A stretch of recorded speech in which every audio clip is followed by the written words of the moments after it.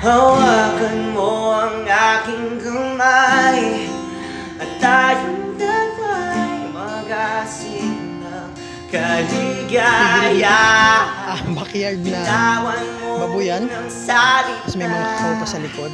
Ako ay handa lang lumapak sa lupa. Tapos na ang paghihintay.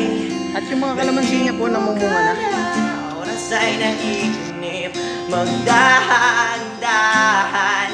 Sinasamsam bawat gunita na para bang tayo'y di natatandahan. Gayang lu'y nasa muling sambit na ng iyong mga labi. Sako pa rin ito kabila, no? Ayan po. Mangga kalabaw po yan. Tsaka ito, lipote. Ayan, namumunga na po. Lipote yan. Ito naman po ay duhat. Manggang kalabaw. Ayan, star apple. So, ang ganda nitong property na to. Munisipyo ng Baba.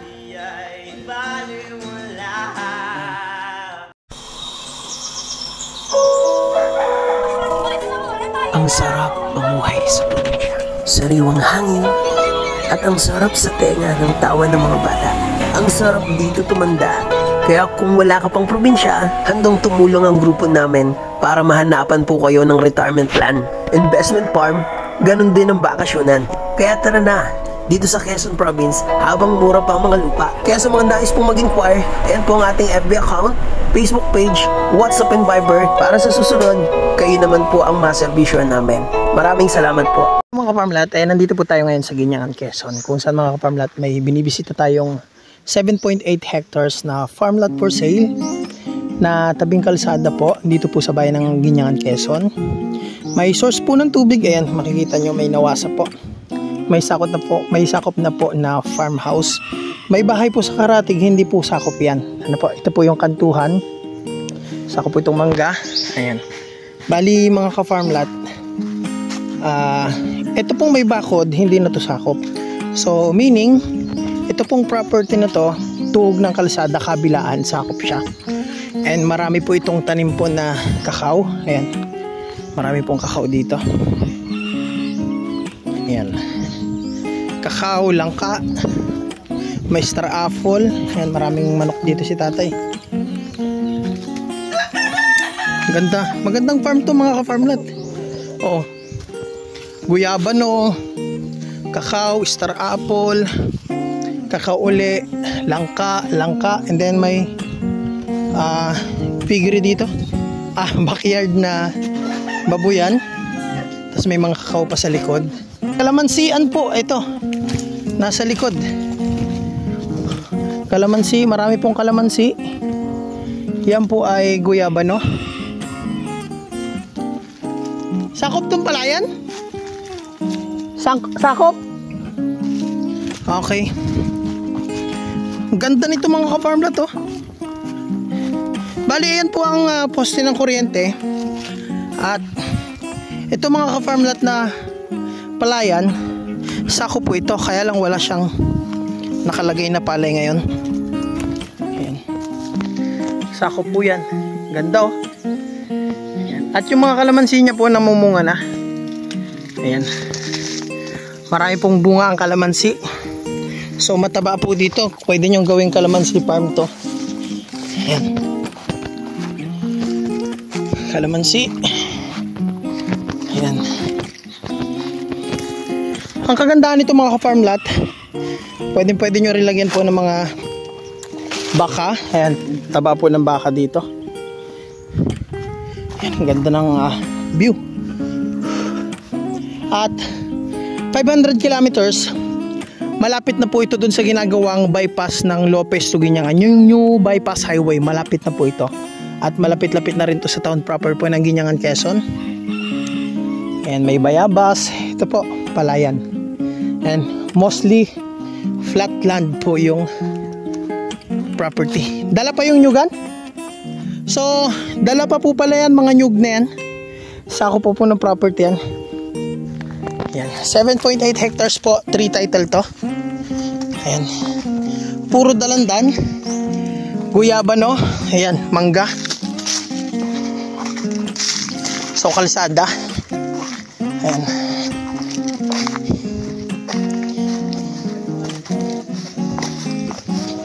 Sako pa rin to kabila, no? Ayan po.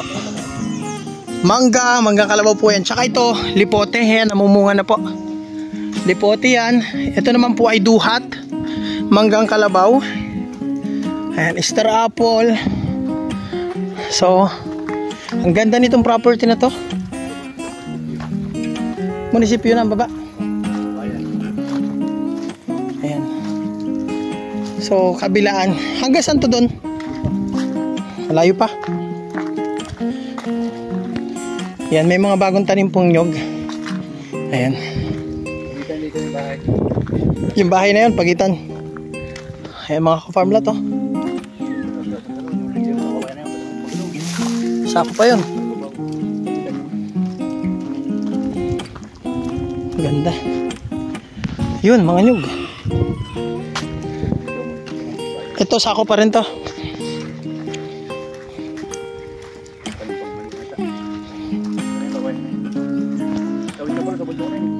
Sako pa yan, bundok na yan.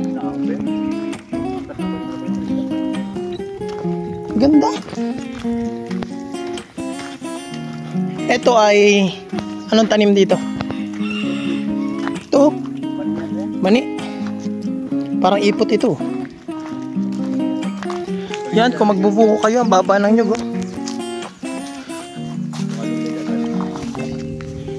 Ganda. Puro flat.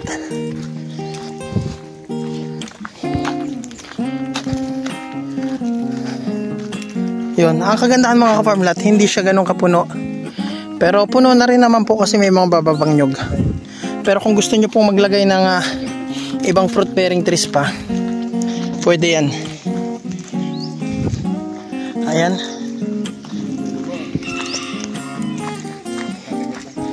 Hagisan? Itong mga nyug na to hindi nasakop. Okay. So, ito po pala yung linderos mga ka-farm lot. So, itong karatig na to na may bahay na may mga nyog, hindi na po sakop yan. Hanggang dito lang papaganon. Tsaka doon. So, yan mga ka-farm lot, bari summarize tayo. Ito po ay 7.8 hectares, 3 title. Na meron na pong farmhouse, meron pong backyard ng babuyan. At maraming fruit bearing trees po. Pinakita ko naman sa inyo kanina. And may frontage po ito sa kalsada na halos 100 meters po. Bali mga ka-farm lot, malapit na to dun sa bypass na ginagawa. Yung bypass highway na Guinyangan, Quezon to Lopez, Quezon. Na tatagos naman from Guinyangan, Quezon to Tagkawayan, Quezon. Ano po? So from Tagkawayan, Quezon, papunta naman po Daet, Camarines Norte. So, yun mga ka-farm lot, malapit lang to sa town proper po ng Guinyangan, Quezon. Ano po, paglusot natin ng 500 meters mula dun sa bypass, bypass highway, malapit na. Pero dun sa barangay road, going dun sa provincial road, yun yung dinadaanan po ngayon, mga 3 kilometers po kami nag-drive.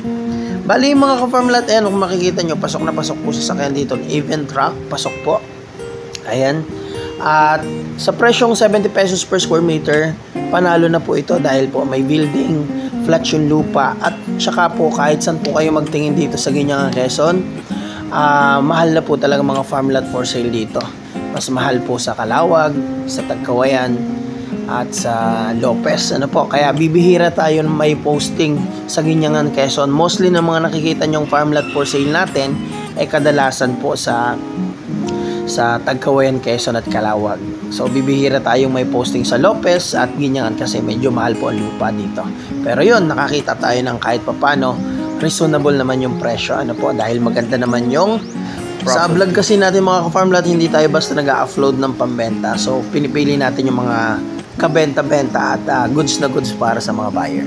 So itong truck na to mga ka-farm lot, ito yung na-pick up dito ng mga niyog na for sale. Kaya hindi nyo na kailangan hakutin pa yung nyug nyo.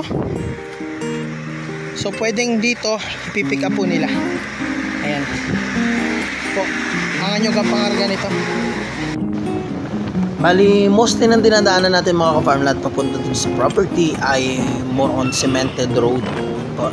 Napakakunti lang na portion ng rough road, and even sedan, pasok po yung sasakyan.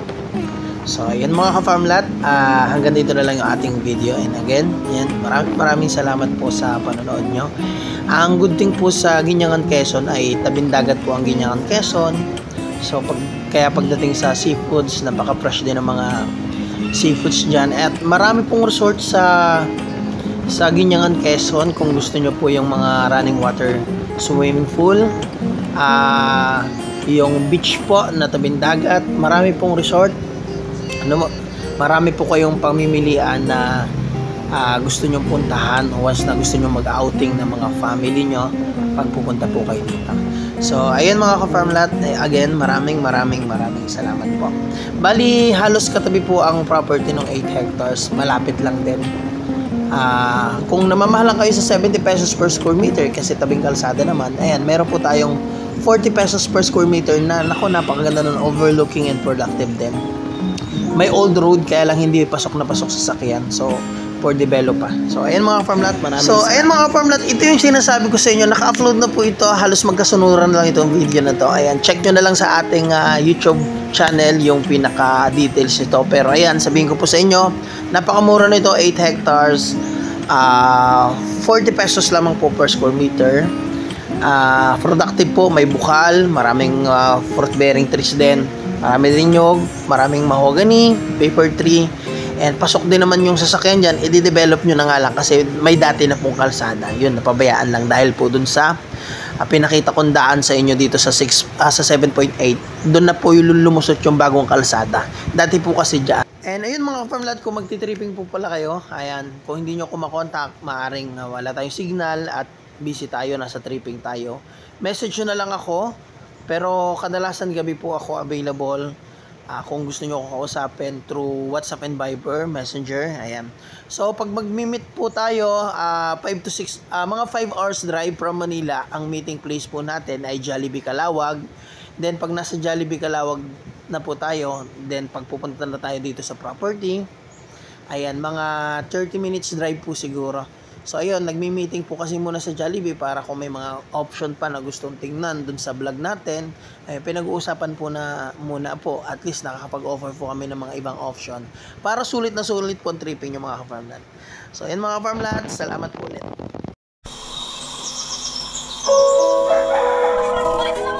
Ang sarap mamuhay sa probinsya. Sariwang hangin at ang sarap sa tenga ng tawa ng mga bata.